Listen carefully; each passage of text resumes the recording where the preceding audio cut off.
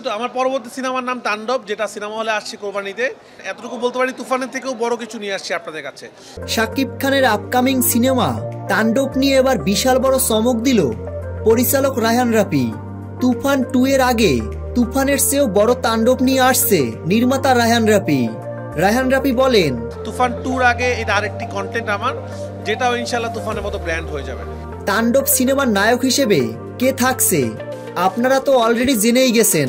তাণ্ডব সিনেমার প্রযোজনা করছেন চরকি SBF আলফা।